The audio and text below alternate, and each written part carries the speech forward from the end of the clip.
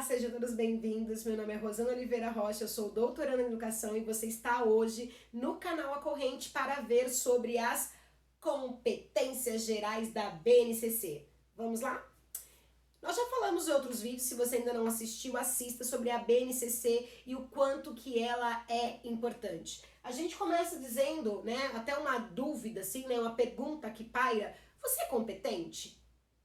Será que você forma alunos competentes? O que é ser competente? Competente é fazer bem alguma coisa. Tá, mas fazer o quê? Quando a gente pensa na Base Nacional Comum Curricular, na BNCC, nós temos 10 competências básicas. E são elas que nós vamos falar hoje nessa videoaula.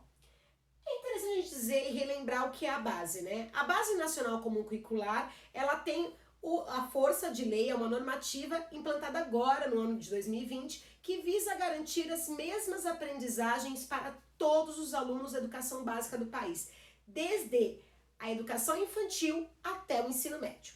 E aí a gente começa trazendo um trecho da própria base. Ela diz o seguinte, que ela é um documento de caráter normativo que define o conjunto orgânico e progressivo de aprendizagens essenciais, ou seja, os aprendizados essenciais, a base, que todos os alunos devem desenvolver ao longo das etapas e modalidades da educação básica, de modo que tenham assegurados, então a gente tem uma garantia aí, de que eles tenham assegurados os direitos de aprendizagem e desenvolvimento. Então são as aprendizagens que ele vai ter para que ele possa se desenvolver da melhor forma possível, em conformidade com o que preceitua o Plano Nacional de Educação.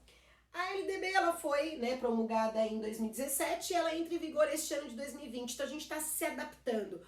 Já disse em outros vídeos, mais do que o planejamento, ela tem que estar nas nossas práticas escolares. E aí a gente vai ver como que ela tem que estar.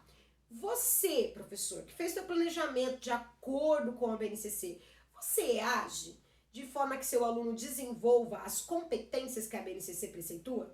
Ah, mas eu não sei quais são as competências, então você tem que saber. Ah, mas eu não sei nem que são competências. Eu falo assim, o aluno tem que desenvolver. Na verdade, nós falamos na prática, os alunos têm que aprender conteúdo. Eu tenho que dar o conteúdo. Mas aí quando o coordenador, o gestor, alguém pergunta, não, ele tem que aprender competências e habilidades. Vocês lembram? Acho que vocês falam. E qual que é a diferença em competência e habilidade? Tinha-se uma confusão anteriormente. Esqueça o que passou anteriormente e a gente vai ver atual. O que é hoje para a BNCC as competências? O que são competências para a BNCC? São a mobilização de conhecimentos, conceitos e procedimentos, ou seja, a parte teórica do conhecer, do saber. Então, conhecimentos, conceitos e procedimentos. Habilidades, lembra que a gente falava competências e habilidades? A gente não pode mais falar. A gente tem que falar competência e competência já inclui as habilidades. Por quê? A competência são os conhecimentos, como eu falei, que é a parte teórica, e são as habilidades, que as habilidades são prática, sim, mas não só prática. Nas habilidades nós temos as práticas, nós temos habilidades cognitivas de raciocínio. Não adianta saber fazer a tabuada de cor e salteado e não saber no meu cognitivo, na minha organização de raciocínio, aplicar isso na vida real, na minha vida prática, no meu dia a dia. Então, mais do que ensinar conceitos da tabuada, das contas, de como escrever um texto, gramaticais, eu tenho que desenvolver no meu aluno habilidades práticas, de que ele consiga colocar aquilo ali em prática, utilizando o raciocínio dele. E habilidades socioemocionais, ou seja, esse aluno também tem que saber se portar diante de uma situação, conflito. Então a gente fala muito hoje, eu tenho que desenvolver habilidades socioemocionais. Sim.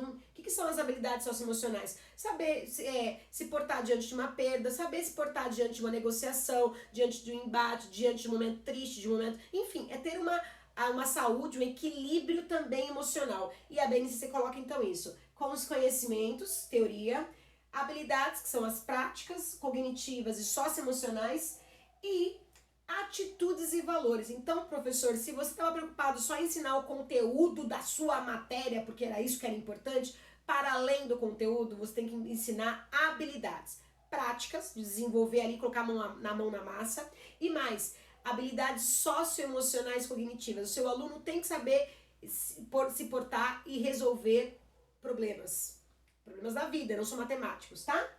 E tem que também ter atitudes e valores que visem ao quê? A BNCC coloca para resolver demandas complexas da vida cotidiana, então desde saber fazer um cálculo de uns juros que está pagando no banco, até saber escrever uma carta de indicação, até saber escrever um currículo, até saber argumentar diante das pessoas, enfim, eu tenho que ter conhecimentos que ele vai desenvolver e habilidades, atitudes e valores para a vida cotidiana, o dia a dia, para a cidadania, o pleno exercício da cidadania, então saber votar, saber questionar, fazer uma petição, analisar candidatos, argumentar, enfim. Participar da parte política, sim. E por último, o mundo do trabalho, saber ser um profissional que tanto tem conhecimentos da área, práticas, entende? A prática, como também tem habilidades de saber lidar em grupo, saber se portar diante de uma situação problema e assim por diante. Ou seja, você vai formar uma pessoa, um aluno na sua integralidade, completo. Eu não ensino só teoria ou prática. Eu ensino teoria e prática, eu ensino atitude, eu ensino valores, eu trabalho com socioemocional, eu trabalho com equilíbrio, ou seja, a gente vai trabalhar com o aluno na integralidade. É isso que a BNCC coloca para nós.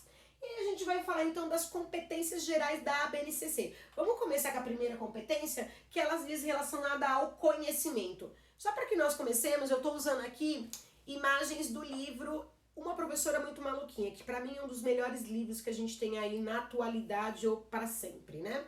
E o Ziraldo, que escreveu, eu estou usando aqui ilustrações dele, a gente vai ter aqui uma formação que a gente está falando sobre metodologias ativas que são necessárias para a BNCC, você vai ver no final por quê, e a gente usa o livro. Então, se você não leu, leia e assista o nosso vídeo que a gente fala sobre metodologias ativas na prática através desse livro. E eu usei imagens dele, retirei dele essas imagens. Então, a gente tem conhecimento. O que diz sobre o conhecimento? Tá vendo, menina, aqui? Aprendendo sempre, somos nós na vida. Então, conhecimento que a pessoa tem que valorizar, o aluno ele tem que desenvolver 10 competências. Ele tem que sair apto, com conhecimentos, habilidades, atitudes e valores que priorizem 10 vertentes. Depois a gente fala que é integralidade. A primeira é o conhecimento. Valorizar e utilizar os conhecimentos historicamente construídos sobre o mundo físico, social, cultural e digital. Então não é só ensinar sobre a parte, vou ensinar só a parte da minha matéria. Não, tem que explicar também a influência social, cultural e digital. Para entender e explicar a realidade, continuar aprendendo e colaborar para a construção de uma sociedade justa, democrática e inclusiva. Então, os meus conhecimentos têm que servir para a construção de uma sociedade melhor. Se não servir para isso, a gente está trabalhando errado. E eu acho que a parte mais importante que a gente pode focar aqui, continuar aprendendo sempre, principalmente na nossa época aqui, a sociedade tem essa mudança tão rápida, né? Então nós precisamos de estar aprendendo sempre. Bauman já dizia, né? Nós estamos no estado líquido, então as coisas passam muito rápido, a gente tem que estar sabendo aprender sempre.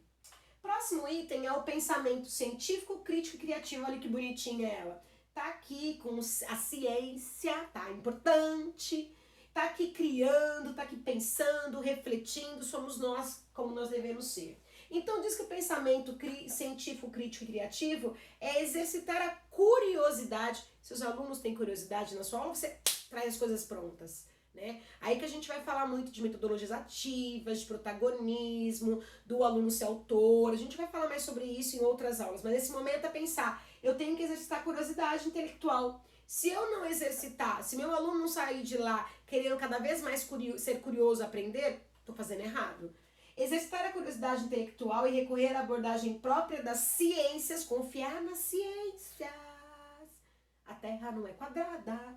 Enfim, incluindo a investigação, a reflexão, a análise crítica, não, mas eu analisei criticamente que a Terra é quadrada, coloquei lá a régua. Então a gente tem que ter esse questionamento sempre, essa reflexão, mas sempre baseado nas ciências. A imaginação e a criatividade para investigar causas, elaborar e testar hipóteses, formular e resolver problemas. A gente está com problemas sociais, a gente tem que ter pessoas formadas com esse pensamento científico para isso. E cientista não é só as pessoas que mexem, por exemplo, na área de biológicas, aquele que está no laboratório. O cientista também é o cientista social, aquele que fala sobre educação, aquele que pesquisa sobre as relações interpessoais, as relações sociais. Todos são cientistas, então nós temos que dar valor ao conhecimento de todas as ciências, não apenas as ciências que estão relacionadas a números e relacionada à parte de biológica, então a gente tem que dar razão para todas as ciências. Para quê? Para buscar soluções, inclusive tecnológicas, né? E com base em conhecimentos de diferentes áreas. Próximo, senso estético e repertório cultural. Olha aqui, olha. encenando uma peça, cantando. Nós temos que ter isso. Para quê? Porque isso faz parte de uma competência que o aluno precisa desenvolver. Você usa isso na sua aula? Você, de alguma forma, faz o aluno ter contato com a parte com o repertório cultural? Se não, você está errando, professor. Ah, mas eu dou aula de matemática. Ué, mas você não pode utilizar, por exemplo, uma obra, o homem que calculava para trabalhar com números? Você não pode usar uma parte estética? Você não pode fazer nada? Calcular uma área de uma obra? Enfim, criatividade, lembra? Então a gente vai ver aqui. O senso estético e repertório cultural é valorizar e fruir as diversas manifestações artísticas e culturais. Diversas, não é só a minha, não é só a clássica, o que é arte de verdade. Tudo é arte. E a gente tem que mostrar isso para o aluno. Apreciar as diversas manifestações artísticas. Então, quando a gente vai, por exemplo, na Bienal Naif, que é uma arte, que é aquela arte, né, padronizada, é arte? Sim, a gente tem que trabalhar com as diversas manifestações artísticas e culturais. Das locais às mundiais. Então, a do meu bairro, a da minha cidade, a do meu país e até as mundiais. E também participar de práticas diversificadas e produção artístico-cultural. Então, ele também tem que participar, fazer, produzir, para fruir e participar de práticas da produção artístico-cultural. Aí a gente vai vir aqui, comunicação. Então, participar de práticas culturais, você pode, na sua aula de português, de história, de geografia, utilizar teatro, trazer obras para poder basear a tua matéria, enfim. Dá para trabalhar muito com essa parte de repertório cultural. Com a parte de comunicação, a gente tem aqui, né, ele comunicando, explicando, nós temos que trabalhar essa parte que é muito importante. É o que nós estamos fazendo aqui. E aí ele diz que a comunicação é utilizar as diferentes linguagens. Então, não é só o falar. Eu tenho a linguagem verbal, que é a oral. Eu tenho a linguagem visual motora, que é a de visibilidade, como libras, e a linguagem escrita. Então a gente acha, a pessoa tem que saber escrever só na escola. Não, na escola ele tem que aprender também a falar diante de um público, a se colocar, e aprender também outras comunicações, a visual motora como libras. Corporal, linguagem corporal do corpo, visual, sonora e digital. Também tem que trabalhar com a linguagem digital na escola. Então, eu vou trabalhar com rede social, não. Youtuber, Deus me livre de ser youtuber. Ué, não é uma linguagem? Não é uma linguagem? Os youtubers não utilizam um tipo de linguagem? Nós temos que trabalhar no colégio, sim, porque faz parte de uma linguagem digital.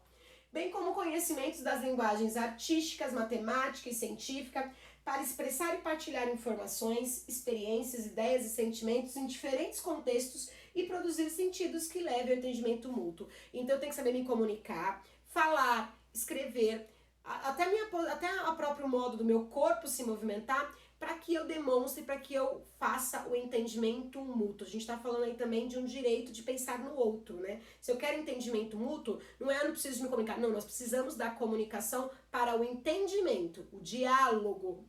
E a gente segue, cultura digital. Aqui eu peguei do livro uma parte em que a professora é muito maluquinha, em que ela faz uma máquina de ler. Ela pega, né, uma máquina e inventa a máquina que vai descendo, né, um rolo com as informações e as crianças vão lendo. Para aquela época, 1940, era uma coisa tecnológica. Então nós temos que estar antenados à tecnologia.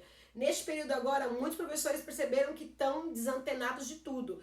Os nossos alunos, adolescentes, crianças dominam muito mais tecnologia do que nós. Só que nós precisamos de dominar porque nós precisamos de trabalhar com eles, desenvolver essa competência. E qual é a competência? Compreender, utilizar e criar. Ele vai compreender, ele vai usar e vai criar tecnologias digitais de informação e comunicação de forma crítica, significativa, reflexiva e ética. Então, fake news, a gente tem que trabalhar muito fake news, porque a fake news é um tipo de comunicação digital, né, de cultura digital, que não é ética. Então, a gente tem que pensar isso. Nas diversas práticas sociais, inclusive as escolares. Então, dentro dos colégios tem que ter também. Não é só ter a sala de informática e ir lá pontualmente, mas é utilizar os recursos tecnológicos digitais para que teu aluno aprenda também. Vocês perceberam que agora a gente está usando bastante, né? Para se comunicar, acessar e disseminar informações, produzir conhecimentos, resolver problemas e exercer protagonismo e autoria na vida pessoal e coletiva. Então, até o que o seu aluno escreve em rede social tem que ser discutido em sala de aula, tem que ser discutido dentro do colégio, porque é lá que você vai ensinar esse aluno, vai desenvolver nele essa competência para que ele tenha conhecimentos, para que ele tenha habilidades para ser protagonista, para escrever com autoria, com responsabilidade, para criar, mas de maneira ética, reflexiva e crítica. Ou seja, é uma cultura digital muito diferente do que a gente vê de fake news, de zap zap, né? E aí a gente segue. Trabalho e projeto de vida. Então aqui Ziraldo ele coloca os aluninhos, né, a carinha e a diversidade, é isso mesmo. Nós temos diversas pessoas e cada um com o seu projeto de vida. E a escola tem que trabalhar isso também, tá? Nós temos uma professora, deixa eu só um minutinho, vou parar um minutinho. Não foi um minuto não, foi um segundo. Pausei o vídeo. Então, eu fui ali buscar um livro, esse livro Qual o Futuro? Representações Sociais de Professores, Jovens e Crianças. Então, a professora Clarilza Prado, ela organizou, e ela vai perguntar dentro do colégio qual que era o futuro, o que essas pessoas pensavam para o futuro. E ela percebe que nós temos muitos jovens, isso a professora Clarilza, ela fez esse livro aqui, ela fez a pesquisa em campo, com várias pessoas participando, e no ano de 2018, então há 2 anos, ela percebeu, quando se perguntava para o jovem, o que você quer fazer quando sai do colégio? Não sei. Não, mas se não der certo? Não sei. A gente vai levando, Faltava um projeto de vida, faltava. Ela coloca aqui no livro, ela usa, né, essa parte para dizer que falta pra gente uma perspectiva de futuro. E agora nós temos que, de alguma maneira, na escola, na minha matéria de matemática, na matéria de história, de geografia, de português, em todas, a gente tem que dar um jeito de trabalhar com o projeto de vida desses alunos. Então, colocar qual o futuro que você quer, o que você pretende pra você. Essa obra aqui é ótima, tá, gente? Aqui a gente tem da Editora Pontes, tá aqui pra quem quiser, deixa eu ver aqui com a luz. Esse aqui, tá? Pronto. E aí, nessa Qual o Futuro, vai falar de projetos de vida e de trabalho. Então, nós temos que fazer o que dentro das habilidades? Valorizar a diversidade de saberes e vivências culturais e aprimorar-se e apropriar-se de conhecimentos e experiências que lhe possibilitem entender as relações próprias no mundo do trabalho. Então ele tem que entender como que funciona o mundo do trabalho e fazer escolhas alinhadas ao exercício da cidadania. Então eu vou escolher, olha, muito mais fácil então burlar, não pagar imposto, ser um sonegador? Não, ele tem que fazer, a gente tem que trabalhar na escola com as competências para que a gente desenvolva nele as habilidades e conhecimentos para que ele possa exercer a cidadania dentro do seu trabalho. E é o seu projeto de vida, com liberdade, autonomia, consciência crítica e responsabilidade. Então ele precisa, gente, de escolher um projeto de vida, de escolher um futuro com base em princípios éticos, com base em responsabilidade, com base em autonomia. E isso a gente ensina, isso a gente ajuda a desenvolver. E a escola é a função dela. Próximo, 7º, argumentação. Então a gente tem aqui, tô argumentando, tô num júri. E aí a gente fala que a argumentação é tão bom. Eu sou contra isso. Por quê? Porque eu sou. Porque eu vi no grupo. Porque eu vi um post. Porque... Não, você tem que saber argumentar. Isso eu desenvolvo muito nos alunos. Mas eu acho que tal coisa é ruim. Por quê? Mas por quê? E tem que saber argumentar. E aí a gente vem aqui, argumentar com bases em fatos, dados e informações confiáveis. Então não é com base em post, em mensagenzinha do Zap Zap, de Facebooks, tá? Não é. Tô falando errado de propósito, tá, gente? Então, argumentar com base em fatos, dados e informações confiáveis para formular, negociar e defender ideias, pontos de vista e decisões comuns que respeitem e promovam os direitos humanos. Meu Deus do céu, apareceu isso aqui. Sim, direitos humanos. Inclusive, a gente vai ter um vídeo que eu vou gravar sobre direitos humanos. E aí você vai perceber que nós todos precisamos dos direitos humanos. Mas é direitos humanos. A gente faz uma discussão no outro vídeo. Mas só dizendo aqui, se você tem dúvidas ainda, se você não sabe dizer, não sabe explicar o que é direitos humanos, você precisa assistir o vídeo e esclarecer as suas opiniões, tá? Que elas não são de informações confiáveis. E nós, como professores, devemos ser o exemplo, né? Nós somos o adulto da relação, né? Os adultos que estão ensinando na relação. Então aqui a gente vai dizer que nós temos que ter ideias, né? Argumentar respeitando os direitos humanos, a consciência socioambiental, o consumo responsável sério, em âmbito local, regional, global, com um posicionamento ético em relação ao cuidar de si mesmo, dos outros, do planeta. Eu tenho que cuidar de mim, eu tenho que cuidar do outro, tenho que cuidar do planeta. O que é isso? Direitos humanos. E eu tenho que argumentar? Sim, com base em fontes confiáveis. E aí que a gente vai voltar lá no conhecimento científico, é que a gente vai voltar lá na parte ética e é importante. Seguindo, autocontrole e autocuidado. A gente tem que se cuidar, se gostar. E como que a gente desenvolve isso? em todas as matérias, não só na educação física. O autocuidado, então você está com a sua aula, viu um aluno discutindo com o outro, tá tranquilo, não tem nada a ver com a minha matéria? Não, nós temos que intervir. Nós, como educadores, estamos formando na integralidade. Então, nós temos que desenvolver esse autoconhecimento, esse autocuidado. Então, você, professor, que chega na sua sala e esculacha aluno, vocês não vão conseguir, vocês são isso. Reveja os seus conceitos, porque a sua função é de desenvolver essa parte do autocuidado. Se você é alguém que esculacha o seu aluno, se você é alguém que não cuida dele, que pelo contrário, judia, quem é você para poder desenvolver nele essa habilidade, essa competência? Quem é você para desenvolver nele esses conhecimentos? Então você precisa mudar a tua postura também. E a gente vai, o que é o autoconhecimento, autocuidado? Conhecer-se, apreciar-se e cuidar da sua saúde física e emocional. Então, quando você faz um discurso em sala de aula, professor, ofensivo, você está trabalhando com a saúde, né, emocional desse aluno. E você é responsável por estar gerando nele uma autoconfiança e não o contrário. Compreendendo-se na diversidade humana e reconhecendo suas emoções e dos outros com autocrítica e capacidade para lidar. Você tem tanto que lidar com as suas emoções, como professor, como fazer com que o aluno consiga lidar com as emoções dele, se cuidando e se controlando. A gente vai para 9, empatia e cooperação. Ah, eu adoro. Para quem não sabe, a corrente do amor. Essa corrente aqui veio do projeto A Corrente do Amor. Esse canal vem desse projeto social. Se você não conhece, entra lá na página no Facebook A Corrente do Amor, pesquisa, a gente vai ter um vídeo explicando também sobre o que é. E a Corrente do Amor basicamente é isso, é empatia e cooperação. Um por todos, todos por uma, todos por um, todos juntos. E aí vai dizer o quê? Que eu preciso de exercitar a empatia, o diálogo, a resolução de conflitos e a cooperação, fazendo-se respeitar e promovendo o respeito ao outro. Então, eu tenho que me respeitar e respeitar o outro. E aos direitos humanos, de novo direitos humanos, videozinho. Aliás, minha dissertação de mestrado foi sobre educação em direitos humanos, em consonância com a BNCC, ou seja, de acordo ali com a BNCC. E aí a gente vai dizer que ele tem que cuidar de si, do outro e cuidar do planeta. Respeitando o quê? Os direitos humanos. É ter que ter empatia com o outro, cooperar com o outro, com acolhimento e valorização da diversidade de indivíduos e de grupos. Não, mas eu não gosto do grupo X, porque eles não fazem parte dos planos de XPTO. Oi? Todos os grupos têm que ser valorizados, todos os grupos têm que ser respeitados.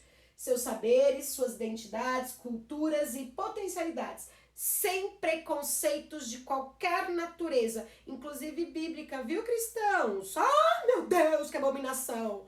Será que você, ao criticar ou julgar, não é abominável?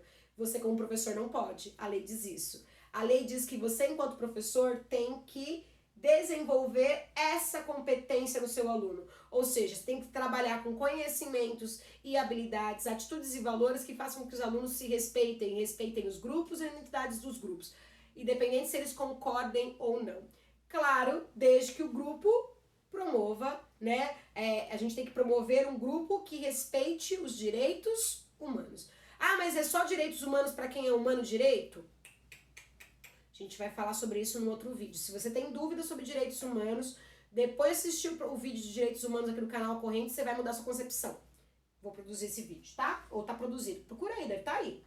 Aí a gente vê aqui, autonomia. Ah, e os olhinhos brilhando, eu tenho que ser autônoma. E a gente vai dizer, a autonomia é agir pessoal e coletivamente com autonomia, responsabilidade, flexibilidade, resiliência e determinação, tomando decisões com base nos princípios éticos democráticos, democracia, inclusivos, sustentáveis e solidários, ajudar. Ou seja, eu preciso de ser autônomo, eu preciso de ser protagonista. Por isso que a aula que nós vamos trabalhar sobre metodologias ativas diz muito disso. Meu aluno tem que ser autônomo, protagonista. A BNCC diz isso. E aí a gente se encerra dizendo o seguinte, competências para quê?